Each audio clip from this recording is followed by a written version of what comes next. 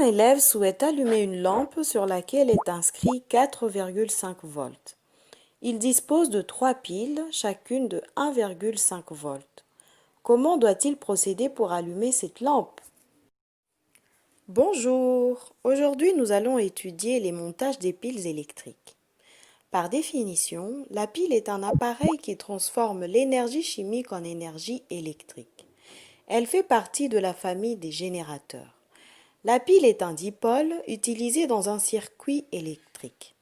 Un dipôle est un composant électrique comportant deux bornes, une borne positive et une borne négative.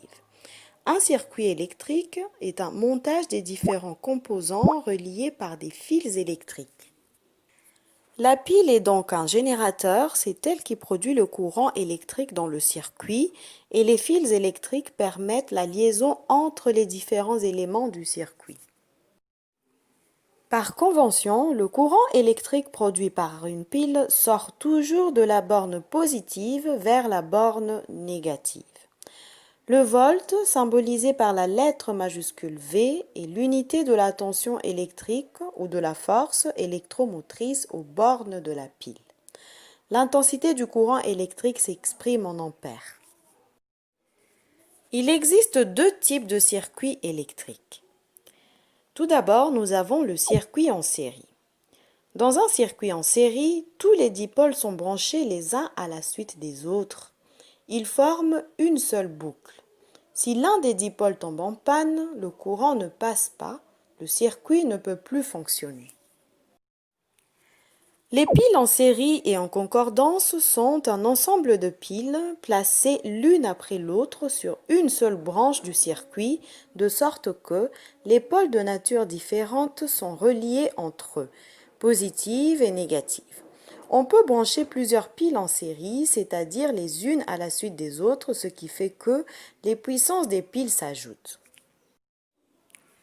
Dans un circuit en série, si un des éléments ne fonctionne pas, le circuit ne peut plus fonctionner car il est ouvert.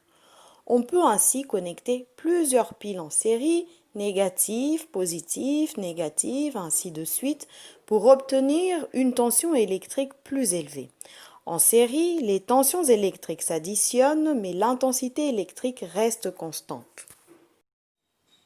Ensuite, nous avons le circuit en dérivation ou parallèle.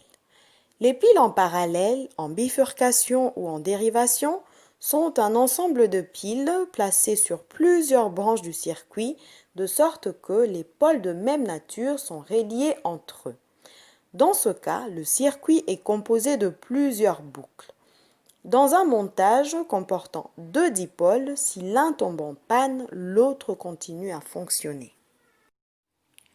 Dans un montage des piles en parallèle, les tensions électriques ne s'additionnent pas, mais les intensités s'additionnent. Les pôles positifs de chaque pile sont reliés entre eux, de même que les pôles négatifs.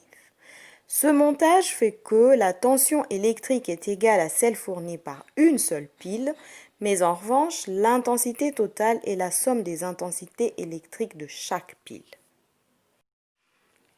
En conclusion, pour que le courant électrique circule dans un circuit, il faut une source d'énergie électrique, par exemple la pile. Le courant électrique sort de la borne positive de la pile électrique vers la borne négative. Il existe deux façons de brancher les différents composants d'un circuit. En série, les éléments sont mis les uns à la suite des autres et en dérivation, les éléments sont mis en parallèle. Au début de la leçon, on s'est demandé comment procéder pour allumer une lampe de 4,5 volts avec 3 piles de 1,5 volts chacune. Pour parvenir à allumer cette lampe, nous devons aligner les 3 piles de 1,5 volts l'une à la suite de l'autre pour obtenir 4,5 volts exigés par la lampe. Maintenant, c'est à vous de répondre à cette question. Quelle doit être la tension du courant électrique obtenu respectivement dans un montage en série et en parallèle des piles au nombre de 20, sachant que chacune a une tension de 1,2 volts? C'est tout pour aujourd'hui. Au revoir.